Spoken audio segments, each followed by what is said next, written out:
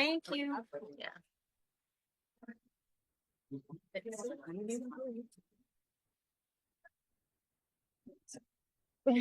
It's time to introduce 3:30. 3:30. Yes.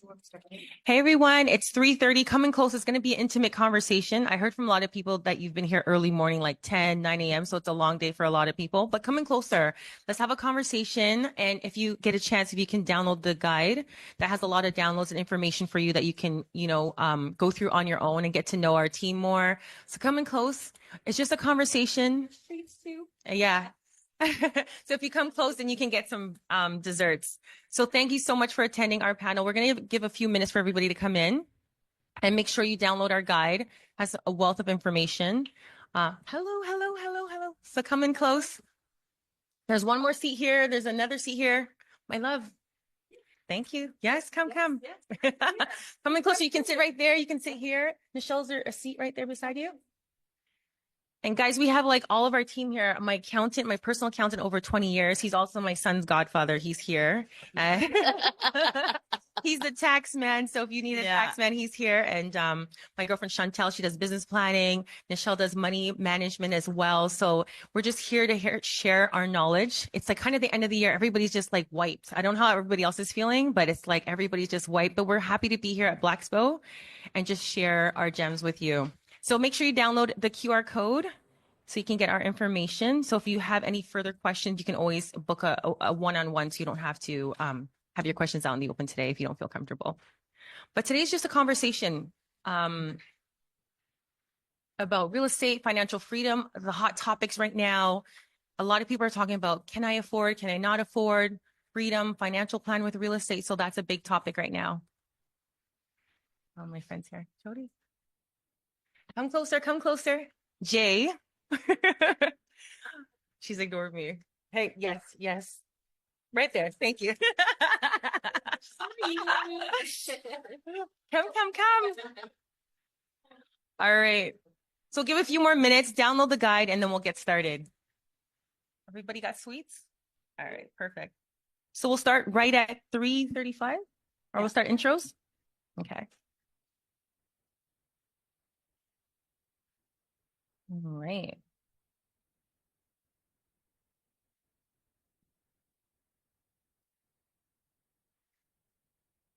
Let's do a room call. Okay. Presentation, perfect. So do you guys want to start with the intro? Yeah, let's start with the intro. All right, everybody's hot. All right, guys. So while we're waiting a few more minutes, we'll just do a quick introduction because I know my partner's here and I really want you guys to get to know them as well. So one of the first questions I'll ask my partner to my right, Ladine. What year have you started in business? What year did you start? So I started my firm in 2015. So I was always in finance. I've been in the financial industry working corporate for 23 years now. I know I'm dating myself. But in 2015, I decided to go on my own and start my own business where I focus primarily on providing financial literacy and increasing wealth within the Black community. So, and guys, I'll tell you, sorry to interject, but everybody that I work with, I work with them personally. I know where they live. So there's none of that happening. My accountant, I'm at his house. He's at mine. Ladine's the same. I helped her with her real estate goals as well. So we're all here collectively helping you. And we have a personal relationship as well. So is there a client story that you want to share? A quick one for everybody? Yeah. So it's not really real estate related, but it's hard because I have like such amazing clients who are doing amazing things. But I would say that one client story or success story that's really near and dear to my heart is just showing the power of investing. My client, she's a single gal professional making under 100K. And when we started, she already was a homeowner, but we started in building her investment portfolio. And unexpectedly, she had a baby, and her company that she worked with didn't have top up. So we had grown her assets to over 200,000. So she was able to And take. how long did it take to grow? Yeah, so we started working in 2019, and so last year she was able to. So 2023. So 4 years, guys. 4 years. So she was able to take an 18-month mat leave, top up herself. Wow. All of her bills still paid. Like, Can I tell you guys, as an entrepreneur, I was in labor and I was negotiating deals. And it's not even like a moment I'm proud of. It's just the reality of being an entrepreneur. So 18-month mat leave. That's 18-month mat leave. Wow. Yeah, she's going back in January. So that's, it's pretty close to me and it's very recent. So I'm just Beautiful. super proud of her. And guys, she wasn't making like some huge amount of money. I'm not downplaying any salaries, sorry, Yeah. but she was making under 100,000. Sometimes we think that you have to make a certain amount before you can get started in investing, and that's just not the truth. So I wanted to just share that. And that's the other thing I want to share with you guys is that so many times I talk to individuals who are just like, I'm not financially where I need to be, so I don't want to approach you until I'm ready. And that is like the wrong way to do this. Like, we want to help you get ready. That's why, the BLAXPO asked me to, Jasmine, come in and talk about real estate, but I don't want to just talk about real estate. That's like the end goal. I want to talk to you about how to get there, to keep it, because now with interest rates, a lot of people are going through it. And we're going to do collective questions and get some feedback from you. But a lot of people are going through it financially. Homeowners, like right now, tenants and renters are winning. Homeowners are like, they're like in a situation, in landlords right now. All right. Thank you for that. Is there anything exciting you want to share? Yeah. So I have a new budgeting planner coming out. It's called My Wealth Builder. It will be hitting. Budgeting is sexy, guys. Yeah, budgeting it'll be hitting the sexy. stores We love next month. So look out for it. Please download the free guide because that's the way you can get in contact. So yeah. Thank you. So to my left is my girl, Nick. We have spa dates together. I know her intentions. I know how she takes care of her clients. Like anybody I work with, I know them personally and intimately. So I know how they treat our clients and it's an extension of us. So Nick's got their back. And what year did you start a business? I was in the finance since 2017 and I actually fell into that by accident. And I was in the legal world for 18 years prior to that. Yeah, she does lawyer me too at times. Okay, I must tell you.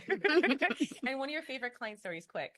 Super quick. It actually just happened this week. It was a story, just came to me last minute where the client wasn't able to see. She actually had an accident several years ago where she was getting elective eye surgery, and thank you. You can hear her? She was getting elective eye surgery a few years ago, just simple, and very sadly ended up going blind. Wasn't able to sue. That's a whole other story. And she has been trying, she has, 2 children as well, adult children, complete special needs. And she has been trying to rent for 2 years and keeps getting declined everywhere. So my realtor friend came to me and said, can we do something to help her? It was next to impossible. And actually I'm shaking telling you the story because we just got her a house yesterday. So it was, so my heart is full, and these are the kind of stories that I like to share. Beautiful, beautiful. And anything exciting that you want to share that's happening in Nicole's world? Yes, actually, you don't even know this. No, wow. I have a podcast that's starting in a few weeks and some really cool events. And my goal with that is literally just to be able to share real and raw truths about finance. That's exactly it. Thank you. Thank you. I'll take the mic back. So the year I started is 2004. I got right after high school, I got into real estate, and my plan was to travel more and, live life. And then my friend's like, I'm doing the course. You can do it too. And then it was a guy friend that I knew from school. And I'm going to share the story with you guys. And he was like, okay, if you sign up now, I'll give you the answers. I'm like, okay, amazing. Okay, that sounds great. So I'm like, okay, I'll sign up. A year earlier, about 2 years earlier than I planned to. And then I signed up and I was like, hey, I signed up. Can I get the exam answers? It's a hookup. And he's like, let's go for dinner. I was like, can I get the answers? He's like, let's go for dinner. So we did that back and forth. And I didn't get the answers and I didn't go for dinner. But these are things that we deal with in the world, right? And sharing these stories of real raw truth and our experiences, why we're doing that, because when we started out, like there was nobody there sharing these stories with us. And the room didn't look like this. And there was nobody giving you the real raw, what to expect and what to deal with in the real world. So I love that. And I always keep it real 100. And one of my best client stories I'll share with you. As a realtor, I got your back. Like what I'm doing for myself, my children, my son, sorry, my portfolio, I'm recommending, and I got your dotting your I's, crossing your T's. So I had a client and she was buying a property with a guy, it was all her money. Okay. And I said, hey, we're going to do a trust agreement. I'm going to explain to you what it is. It protects you. So if you and I buy a house together, I put 100, if we're selling, I get my 100 back and we split it 50-50, 60-40. A lot of people don't know about this. I highly recommend it because, it's about setting yourself up when things are good, but when things are bad. So she had a trust agreement in place. And then when it was time to sell, the mother was involved. She's like, yeah, there is no trust agreement. And then she couldn't find it. So she's like, no, we're going 50-50. That's what we agreed to. They didn't. Anyways, our lawyer had a copy of the trust agreement, so it was split exactly as a trust agreement. So guys, being in real estate for 20 years, we see so much stuff, and there's a lot of real estate selling sunset, and it's really sexy. No, in Toronto, it snows. There's lockboxes freezing. It's not like that, okay, guys? It's not glamour, okay? I'm not wearing red bottoms. I'm like, I want to wear flats all day, okay? I would love to wear yoga athletics and show houses, but it just doesn't work like that. So we're here to, share with you experiences from our vast knowledge and years of being in the business. So we're dotting our I's and T's for you. So we're going to get started. Did everybody download our agenda and guide? We put a lot of work into this. My assistant did actually, but we did too. So make sure you download it. And thank you so much for coming. I love all the faces in the room.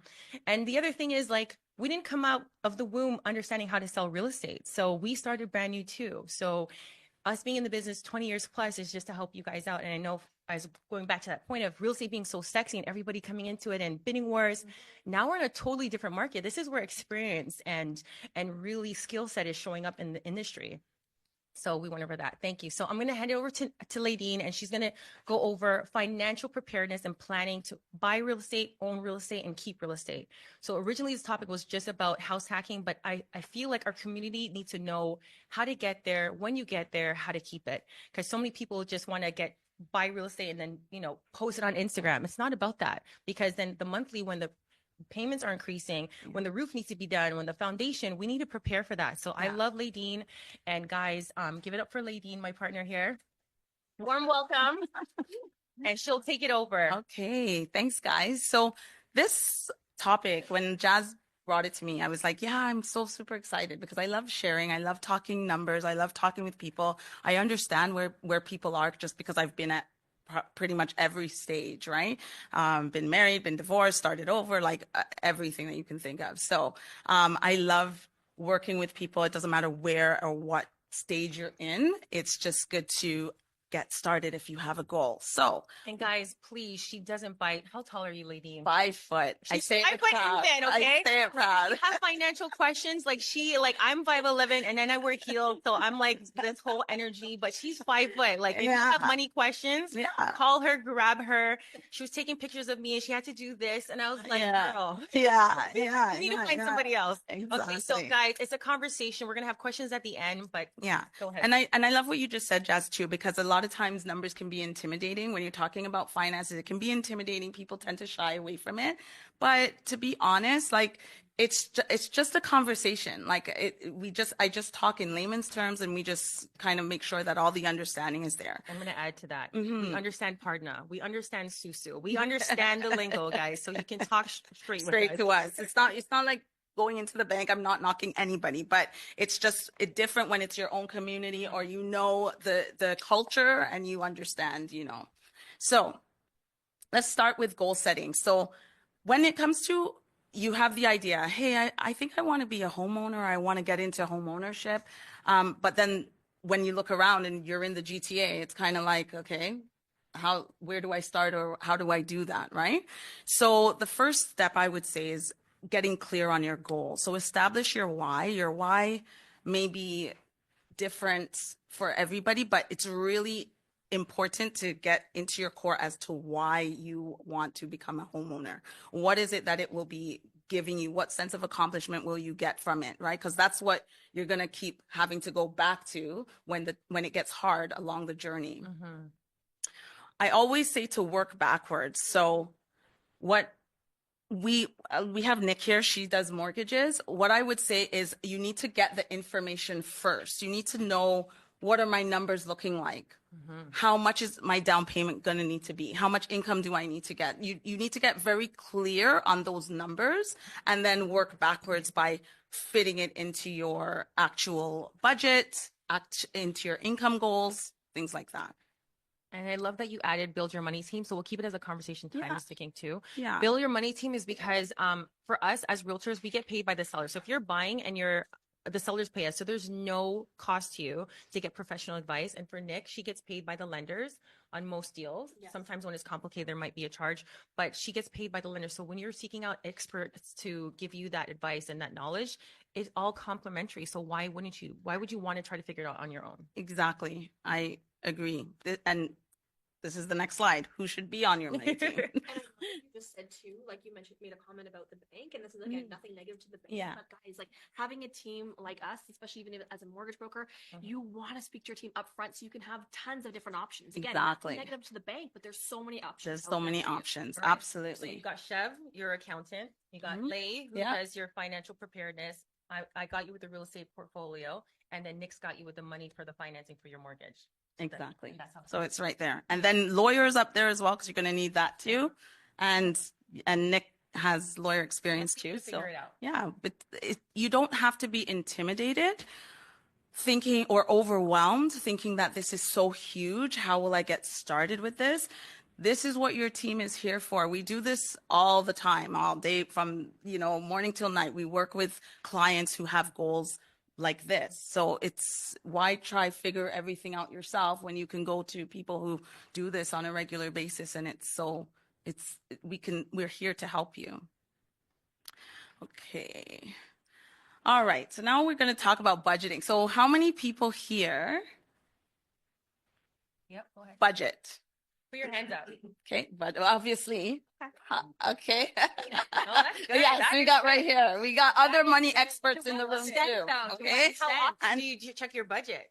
I was actually impressed because one of my tenants, he's a guy. He's like, he has a spreadsheet and he has a meeting with his girlfriend every month. I was like, that's amazing. And it's a man that's leading the conversation. So I really Awesome. love that. Because there's 3 levels times to a it, week. right? Okay, There's levels. there's to it. levels to it. Yeah. So of those who put up their hands, sorry, I didn't see with the budgets. Okay, and of your budget, is it a mental budget or do you actually write down your budget?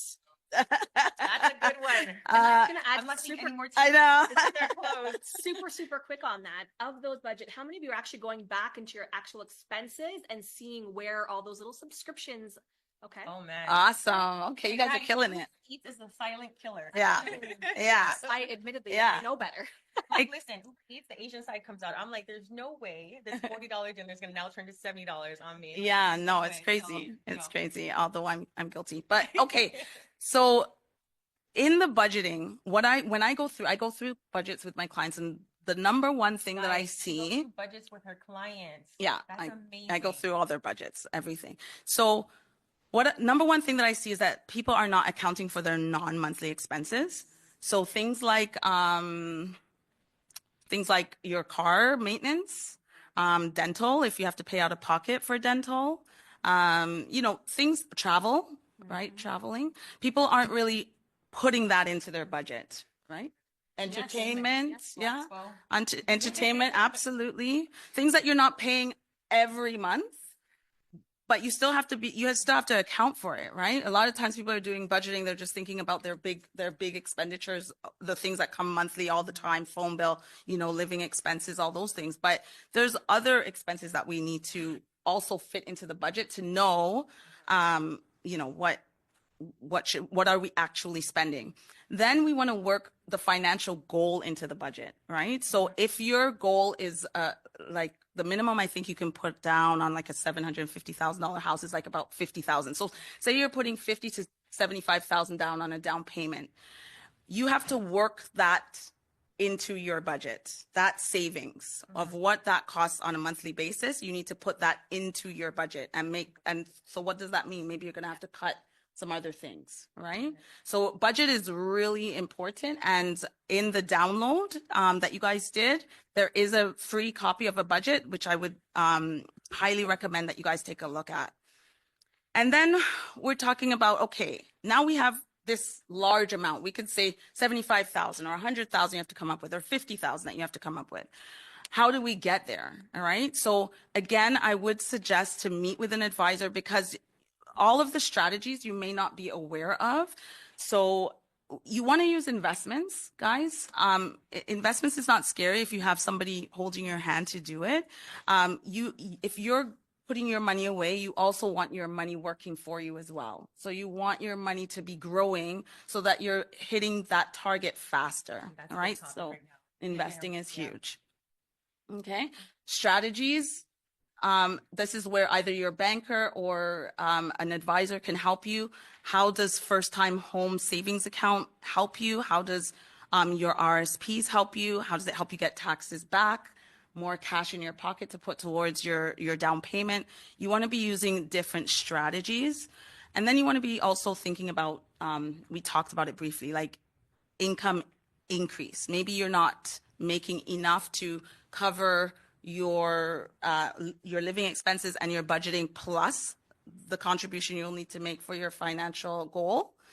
So then you want to brainstorm, how can we make more money? Maybe side hustles, sacrifice too. Yeah, you can cut your expenses. You're also sacrificing your time. Like if you really want to make something happen, you can. If you are gonna work your regular job or boost, maybe some people are entrepreneurs in the room. If you want to just boost your revenue or boost your income, there are definite ways to do it. Yes, it's hard work. I'm not saying it's a magic wand here. It's a lot to cover. Yeah. So much more to go over Yeah. with them too. Yeah. And just even income increases. Some of our clients, in order to save for down payment, they did a part-time Uber, worked in, we talked about whatever your skill set is in the daytime, you can do consultant work just to add it to help with the savings to create more of the down payment for your property. Right. Beautiful.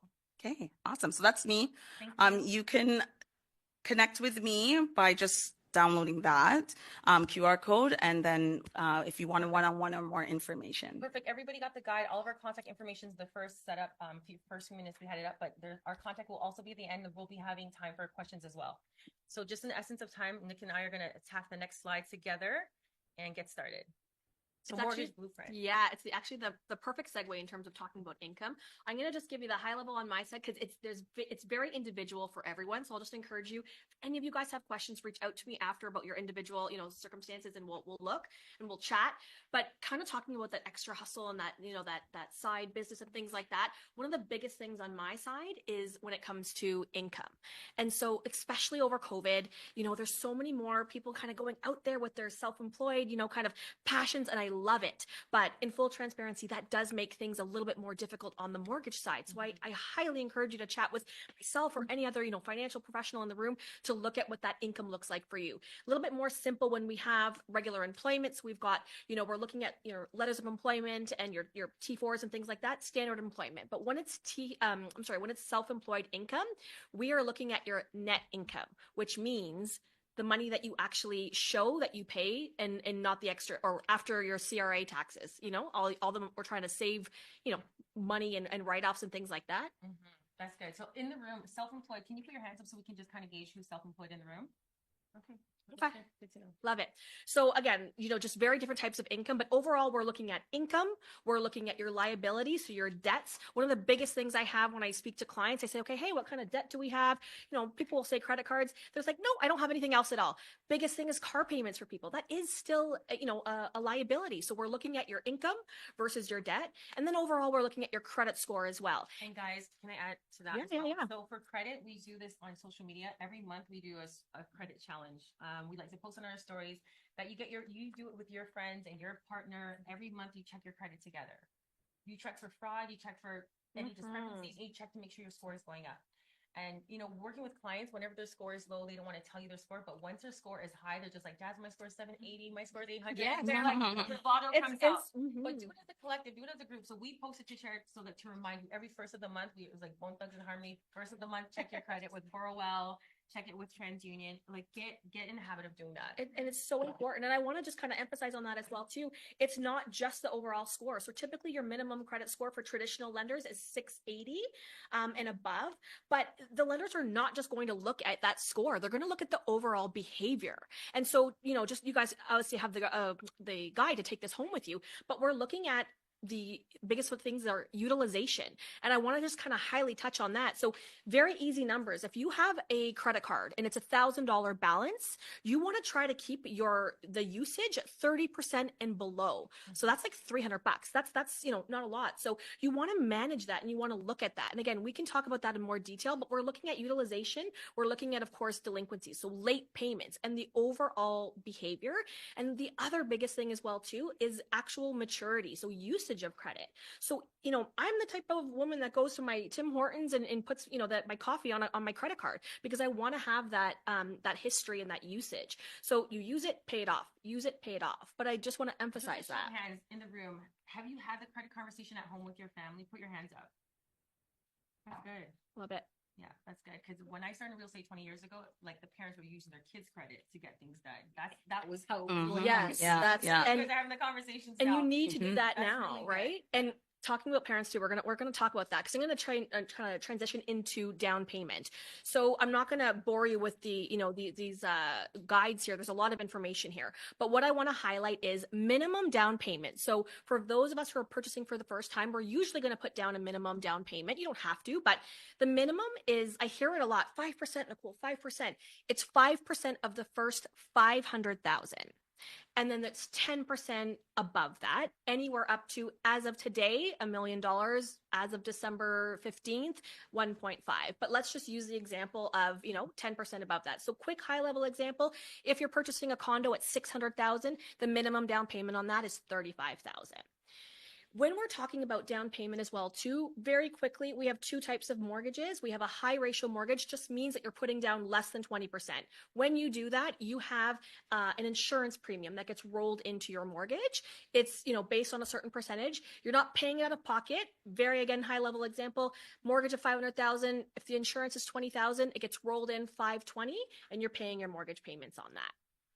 What I want to talk about is, thank you, bank of mom and dad. So this may sound a little silly to you guys, but I see some smiles, and this is the thing. And I want to say this because it's typically an uncomfortable conversation. And why I want to bring it up is because I mention this to every single client on a call. And, if we're all struggling right now, we're working the 2-3 jobs, trying to save as much as we possibly can. Please don't hesitate to have a conversation with your family. It doesn't have to even be mom and dad, but that's the most common one. Because a lot of times you'd be surprised. I'm not suggesting that your parents have a whole ton of cash sitting under their mattress, but what I am saying is that most of the time, if they have a home, and maybe if it's not even mortgage free, but they have a lot of equity in that, a lot of appreciation because they've owned it for 20 years, a lot of times that property is going to go back to you guys and, as an inheritance. So have the conversation. I'm happy to help you have that as well, where you can talk to them and say, okay, hey, you know what?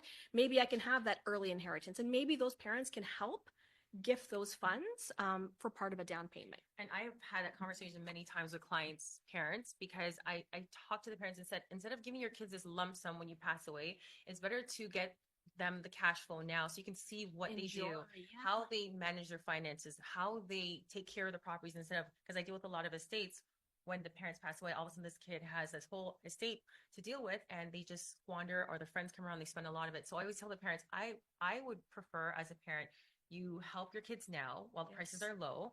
And I have this conversation a lot. Kids are like, hey, can you talk to my parents? No problem. Get them to get invested now while the prices are lower, because the prices are only going up, and you can actually see how they take care of their investments, and you can help them and guide them along the way instead of just downloading all this cash injection to them when you're not even there to guide them. Exactly. Okay. 100%. And just in keeping with that, so if your parents are helping you to top up that down payment, that could be the difference between that $600,000 condo or potentially an income generating property, where maybe now you can purchase, a couple $100,000 more, and you can actually buy a property where you can rent out the basement. And again, I won't bore you with those numbers, but take a look at them. And ultimately, if you can rent out a basement, and Jasmine can find you a property that you can generate, $1,500, $2,000 in rental income in the basement while you're living in the upper unit, that can take care of half of, maybe even more of your mortgage costs. So, before you even realize it, you could be investing. I'll tell you, my goal is not to have my clients to be house poor. Never, no way. There's no point in you buying real estate with us if you're going to be house poor. So one of the things we do with our clients, we highly recommend for them to do a budget before they buy a property, and then we put in the numbers for the property so they can see how it's going to impact them. I personally love multi-unit properties because if things get hard, I can live in my basement and I rent upstairs. I'm pretty much paying nothing. So there's always options. I like that. That's how I've been investing ever since I've been investing in real estate, because my tenant has always been like my partner in real estate. And I've been buying real estate by myself. So my tenant is my partner that doesn't have any ownership. And I like that. You know what I'm saying? But it's true. And this is where I love, and just kind of to go back to the very beginning, this is where it's so important to have a team, because we're not suggesting that you guys know all of this, but that's where when you speak to myself or Lidine or Jasmine, this is where we can say, hey guys, you know what? I know you came to me with this initial goal, but maybe we can do this, maybe we can do that, because we're thinking about the bigger picture for you. All right. Thank you guys. We're going to look some questions at the end for Nicole, but thank you so much for all the information, Nick. I appreciate it. And for the ladies in the room, I don't know if you guys seen this week. It was talking about just 50 years ago, we were allowed to buy property on our own. Wow. Just 50 years ago. That was absolutely insane. I didn't know that until this week. Social media taught me that. All right, guys. So raise your hand if you prefer to rent over home ownership. Put your hands up. Raise your hand if you prefer to rent over owning. Okay. All right. Thank you. Thank you for that. All right. And second, hands up if you would like to own real estate. Put your hands up if you'd like to own real estate. Thank you for that. And third, last question, hands up if you already own real estate. Beautiful. And reason why we ask this question is so we kind of gauge the audience, right? And, you know, media saying, don't buy real estate, buy real estate. It's so confusing. There's so much information out there. That's why you need to talk to professionals. There's no one size fits all for everybody. But I do want to tell you, like, I feel so hurt when people are just like, I'm just renting. Or my friend is just renting. My family's just renting. Like, let's not do that. Let's get rid of that. Because everybody has a season, right? So renting is not bad. It's right now, as I said earlier, renters and tenants are winning, right? Yes. Not for the long run, but homeowners are going through it. When the variable rates increase, like payments doubled and tripled. And I have some realtor friends in the room, so we've all heard our clients. We've consoled them. We're like when clients call me and say, like, Jazz, my payments went up X amount. I'm like, mine did too. It's mine did too. Stress. I have one mortgage that I'm not even hitting the payments. It's just interest only. And they just sent me a summary that I owe them like $15,000 on one mortgage. And I'm like, I'll deal with you later. You're not a priority right now. That's a conversation with my accountant. I was like, oh. Guys, so conversation with us is a conversation. Okay. So to buy or rent, the pros and cons of renting. One of the things I'm finding now is that a lot of landlords, you're renting, the rate's good, and then they're like, oh, I could get this much, and they want you to move out. So a lot of people are having that hard time just not being able to plant roots with renting. So there's some pros and cons with renting for sure. It suits different lifestyles depending on your season. Are you planning on staying here? Are you moving to the States? What's happening with you? You got to decide that, but have a conversation so we can help you out, because we do have clients that are renting here, investing over the islands, different places, different locations, and stuff like that. Buying, pros and cons. Man, I'll tell you, my first house I bought with 5% down. It was in Whitby, and it was $200,000 in 2004. Yeah, no, girl. Girl, I got you. So, and it was 200,000. I bought it with 5% down, 10,000. Yeah, so that's how I got into the market back then. And I know payments are more, prices are more, but you can do it, and we can set up a plan. So don't get overwhelmed, because I just got an email about a podcast, and it's all about just the energy right now in the world. It's like, I can't afford real estate. I can't afford real estate. Yes, you can. Yes, you can. And I'll tell you, as a Caribbean community, I bought my first house, and my family and friends were like, oh my gosh, why are you buying a house? This is so crazy. Then I bought my second house. Oh, you're out to lunch. Like, you know, so you got to be careful also who you share your dreams and goals with, right? So you got to figure out who's supporting you, who's not jealous of you, that ugly word jealous of you, and really get to people who want to see you build. And we really want to see our clients winning. Like, I want to see our clients winning. I want to see their kids winning. I want to see if I'm winning, you're winning, and my clients are winning. We're all winning together. And the fear, like, it's scary and it's nerve wracking, but that's what you want. You want to be able to push through that, and you want to be able to just, you know, manifest these goals. Don't get. I'm going to have to call up my accountant for a second, guys. Okay. I bought a house for $1 million. First thing I did was finish my basement to rent it out. My accountant said to me, Jazz, who's renting out the $1 million basement? I said, I am. That's who's renting out. You know why? Because his basement is luxury. It's like the men's den. It has like football. It has like stuff. I was like, the Asian fully kicked in. I said, I'm renting this bad boy out right away first. And once I rent out the basement, then I'll deal with everything else after. Right. So you also got to trust your intuition. You got to have a team of people, but his man cave basement is like, it's luxury. So I get it. I get it. Yeah, a little glass. So you're going to have to like challenge sometimes. All right, guys. So house hacking. This is really on pulse with what's happening with the market because right now, affordability. And again, we don't want to set you up to fail. We want you to win and not just get into a house. We want you to keep it. So house hacking. Back when I started real estate 20 years ago, our Caribbean community, I'm like, Mumsy, you should rent out your basement so you don't have to work 3 jobs. No, I don't want nobody in my basement. I don't want nobody. Right? So like, getting my dad to finish his basement in Brampton. I just said these are going for like almost $2,000. Exactly. Yeah. So these are conversations I have a strategy with our clients. I like, are you okay with someone living in your house? I don't know about that. You know? So guys, house hacking. So I'm going to share with you what people are doing, what I'm doing, renting out rooms. One of my first houses, I had a roommate, this guy, and he rented out the room on my $200,000 house. The rules were he can't bring girls over, he can go to their house. He's like, does that rule apply to you? No. So that's how the conversation went.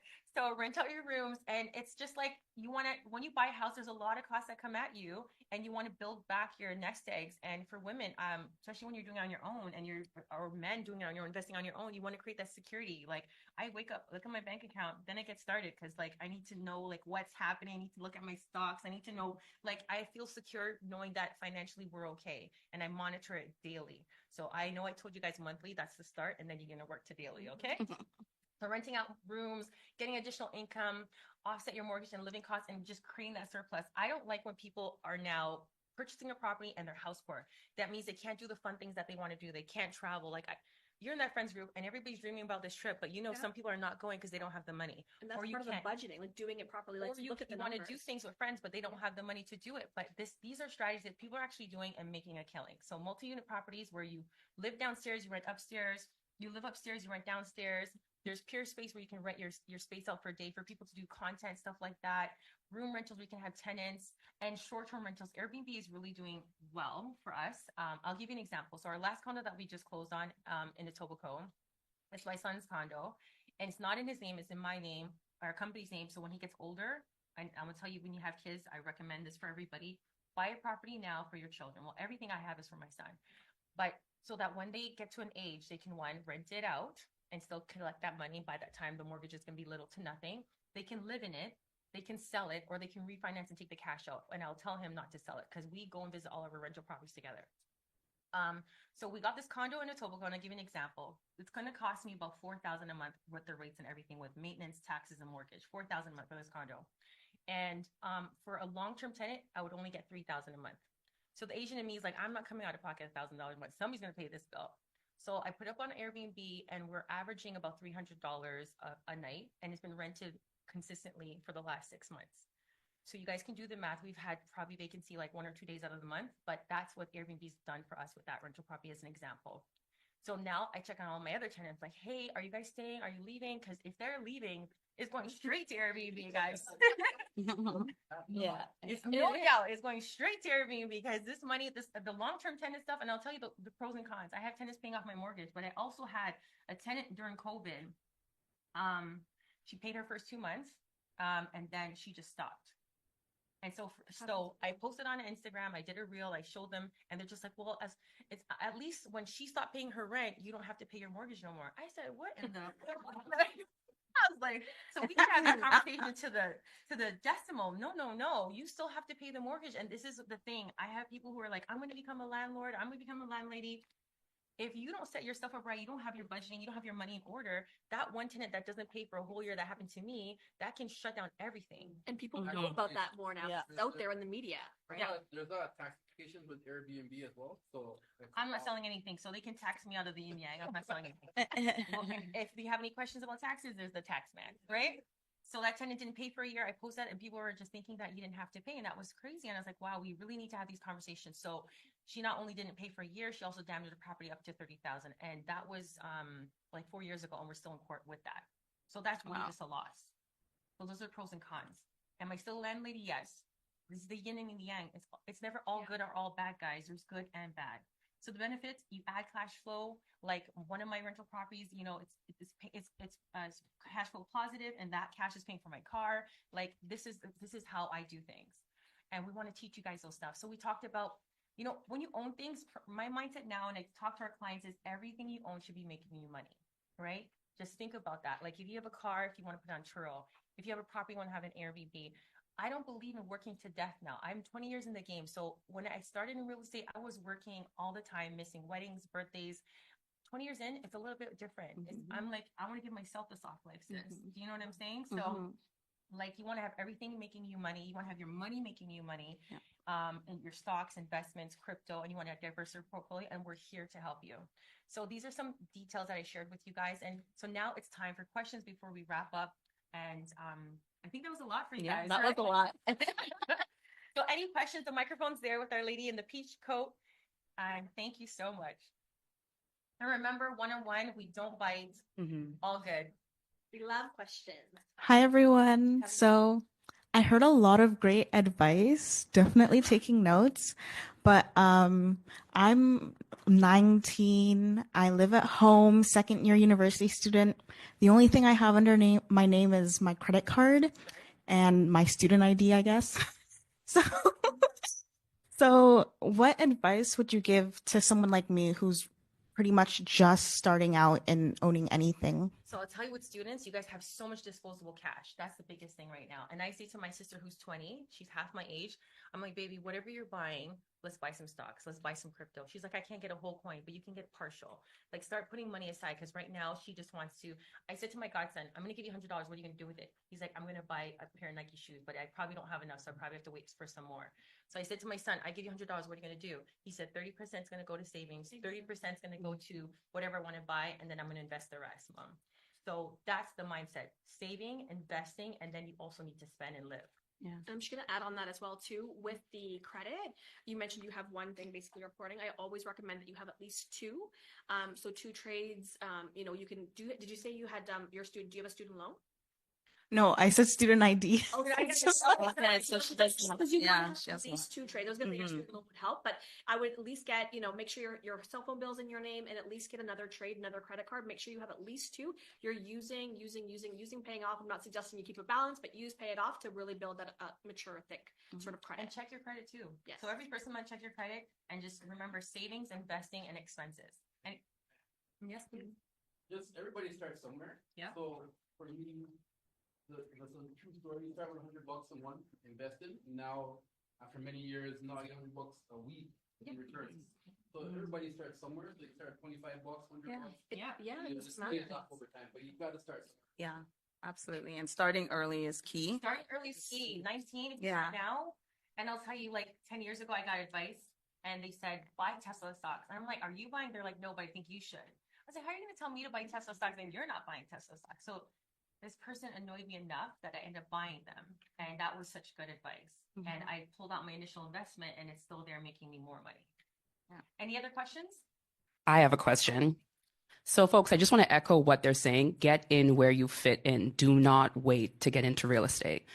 As someone who's successfully done that with no man, no cosign, no help, and owns 3 properties, and I'm 35, go buy real estate. You will not frighten for money ever in your life. I'm telling you, it can be done.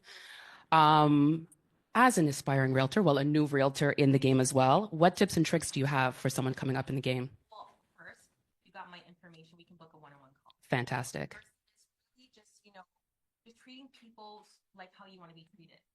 Right? That's how I do business. I market the way I would want to be marketed to. Yeah. I treat people how to be treated, and that's how we've had a book of business, a referral business for the last 20 years. And real estate is just fun for us. Like when I meet with our clients, it's conversations like this. We're just keying, going over the numbers. I'm making notes. I'm you know, going over their needs analysis, what their details is. I'm learning about them. We're having fun, but I'm learning about my clients so I can know how to best advise them. What is their long-term goals? Are they planning on living here? Are they planning on going to Jamaica? We have international realtors now that buy all over the world and help our clients. No longer are our clients selling in Scarborough, moving to Mississauga. They're selling in Scarborough. They're moving to like Dubai. They're going to Montreal or Ottawa, where it's more affordable, right? So we have a whole team that's international. Real estate has no borders anymore, right? So really just working with and building your network is one of the best advice, but there's so much more that we're going to talk about. And as a realtor, we created a community for women in business and women only because, you know, we know what it's like being in an industry that's very male dominated. It's called Realtor and Friends. So we'll connect with you about that. So thank you. Thank you. Any other questions? Next, thank you. Okay. Yes. I don't know if you can answer, but you touch about real estate overseas, and it's something that we we come from the islands as well, and we think about it. What We island? Haiti. Yes.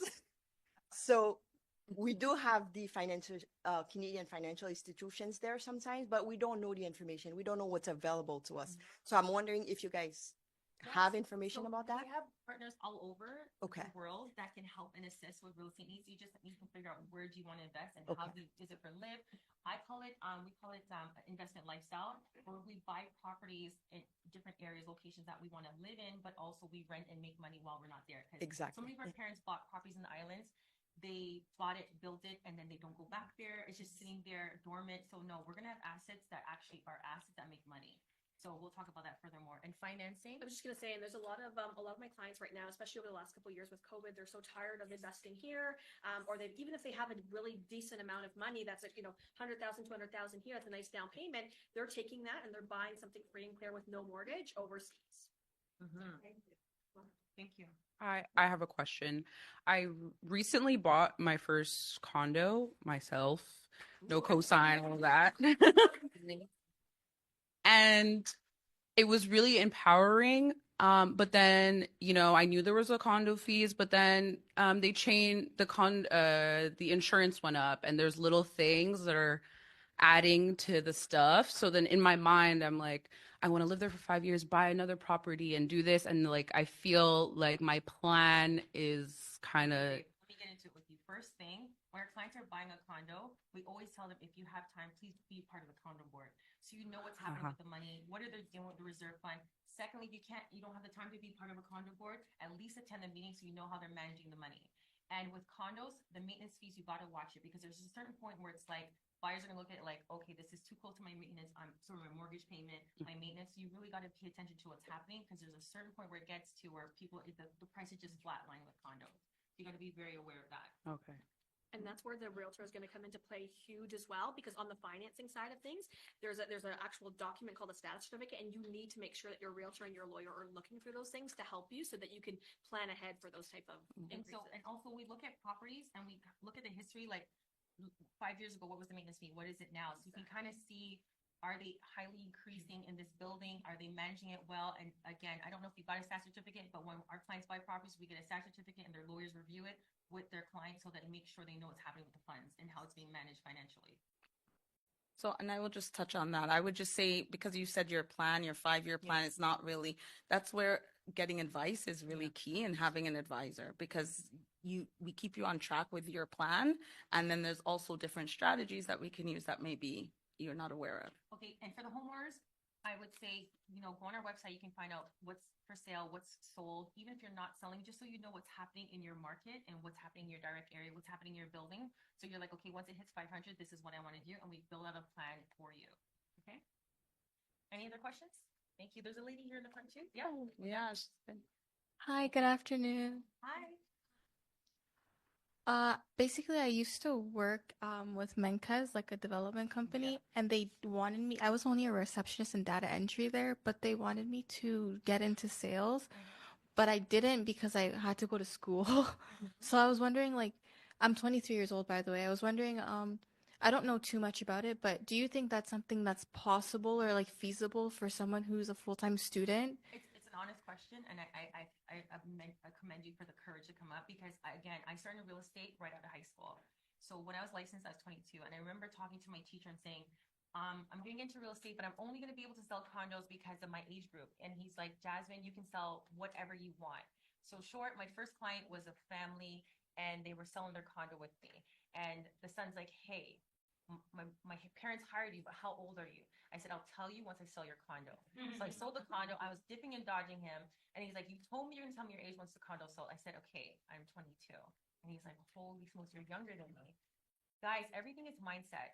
Okay, everything is mindset. So if you believe you can, and I'll tell you right now, we got to correct something because you said I'm only a reception. I'm only a receptionist. I'm only a renter. So we got to switch our mindset because we can achieve whatever we want. And in short, like the team here, I grew up in metro housing, and my friends will tell me in high school, I said, Jazz, in high school, do you remember you used to say that? I used to say, where did you live? And I used to say, my mom lives in this metro housing area. They're like, you never said you lived there. And I said, because I always told you that I wouldn't live there. I wouldn't raise my kids there. This is what my mom's done for us, but this is not what I'm going to do for my family. So it's always mindset. And then like my team will see me and be like, Jasmine, like they see me this, oh my God, this is Jazzy. But then when I sit down and talk to them, I show them my bank books. And I said, like, when I started out, I was paying my rent in overdraft. So it's like really sharing, and it's why I share this because it's real and raw, and it's authentic. We don't come out of the room selling real estate. We don't come out owning multi-million-dollar properties. And some clients say to me, "How are people buying $3 million houses?" I would like to know too. And sometimes I find, especially I've learned over the years too, we're our own worst enemy. Like we're the ones that are in our own way. Like so you really need to. I use my story as well too. I was on my own when I was 15, and I was always like, oh, I don't have anybody backup or family to kind of help me or all those kinds of things. I didn't buy my first property until I was 30, but I finally did it. And I'll tell you, when I was at my real estate office, we had a team meeting, and these agents were saying, okay, my problem is that my clients are gifting their kids $200,000-$300,000, and I don't know how to account for it with the financing.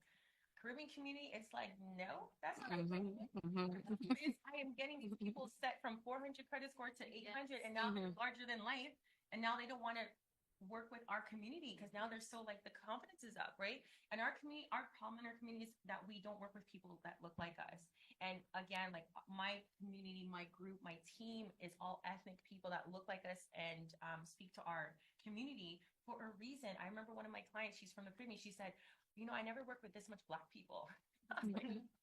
Yeah. That's like the gift and the curse. That's a problem. Right?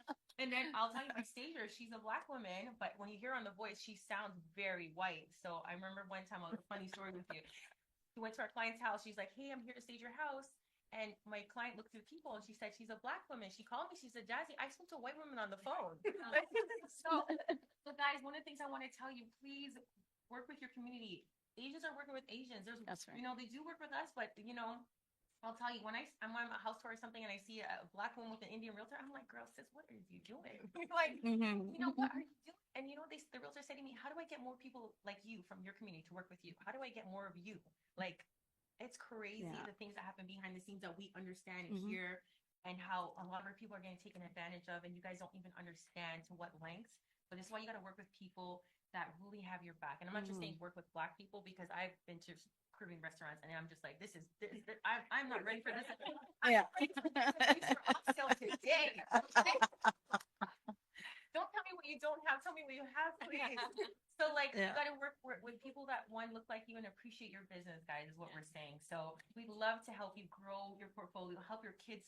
Like our goal when I say Real Estate for Life is, and why my son is on our website as the CEO, because he's going to work with your kids. I'm going to work with your kids, and it's just paying it forward. That is the legacy. So again, there's so much information today. I just want to share our stories with you guys. I want to share our contact. Everybody, if you have any questions, please come up to us. I know we're way over time. Yeah, one more question there. Yeah, in terms of buying real estate, buying it personal versus buying it using your business, what is the pros and cons to that? The tax man. Okay. Yeah. You have your business registered.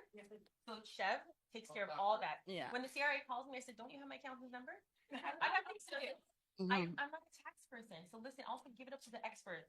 Like, I'm not trying to do my own tax. I have entrepreneurs that are trying to do their own taxes and work with clients and I don't have that kind of headspace.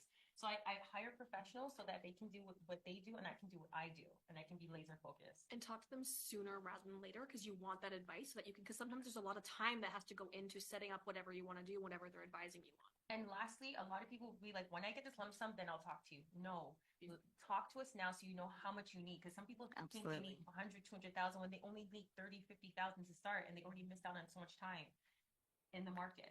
All right. So thank you so much, guys. Is there another question? Well, I got it. Okay. Thank you so much, guys. It was a pleasure. I hope you guys enjoyed. One more question? Oh, one more question. Oh, you'll thank you. Thank you so much, guys. Thank you. Bravo. Thank you.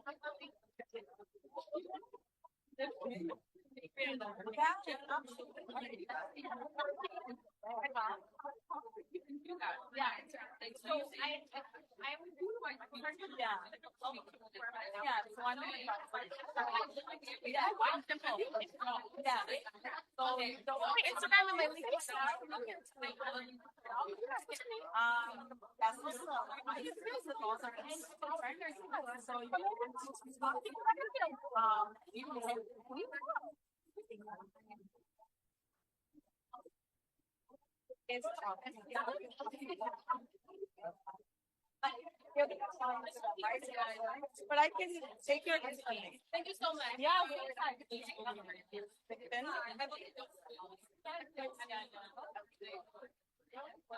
Were they thinking that? It depends. I can't say yes, no. I need to know. Yeah. So like, myself. I have a scan. I have.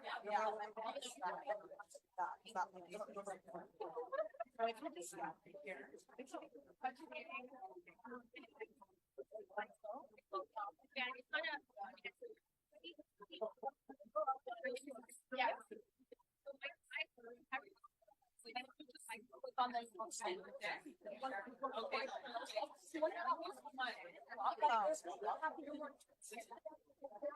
Thank you so much. Oh, thank you. Thank you.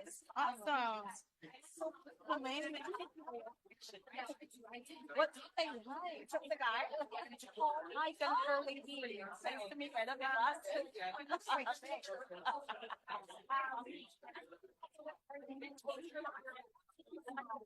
you.